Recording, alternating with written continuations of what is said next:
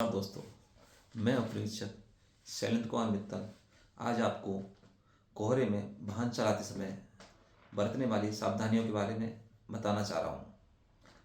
अभी पिछले 3-4 दिनों में देखा गया है कि यमुना एक्सप्रेस वे पर और ईस्टर्न पेरिफेरल वे पर कई दुर्घटनाएं हुई हैं जिनमें कई लोगों की मृत्यु हो गई है। मेरी संवेदनाएं उन परिवारों के साथ हैं जिनकी इन दुर्घटनाओं में क्षति हुई है।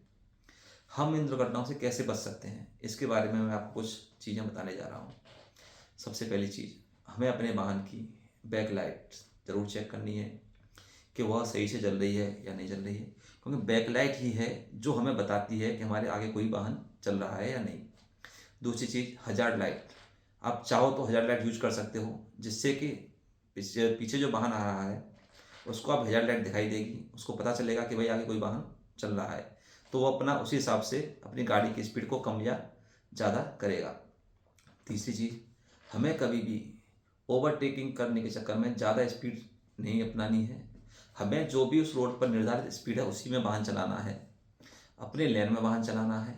जिगजैग मोशन में वाहन नहीं चलाना। जिगजैग मोशन में वाहन चलाने से क्या होता है कि हमने किसी गाड़ी को ओवरटेक करने के चक्कर में अपनी गाड़ी आगे निकाली, लेकिन हमारे आगे कोई वाहन चल रहा है। जब ओवरटेक करते हैं तो हमारी स्पीड ज़्यादा होती है। अब ओवरटेक किया हमने, सामने कोई वाहन आ गया, अचानक से ब्रेक लगाएंगे तो हमें भी दिक्कत होगी, सामने वाले वाहन में भी वाहन टकरा सकता है, हमारा साइड वाले वाहन में भी टकरा सकता है। तो हमें कोशिश करनी है कि हमें सीधी एक ही लाइन में वाहन चलाना है, जिगजैग मोशन में वाहन नहीं चलाना है। ट्रैफिक के नियमों का पालन करना है। अगर कहीं स्पीड लिमिट लगी हुई है तो उस स्पीड लिमिट में ही वाहन चलाना है। और जो भी उस राजमार्ग पर या जो भी सड़क मार्ग है उस पर जो दिशा निर्देश जारी किए गए हैं उनका पालन करना है।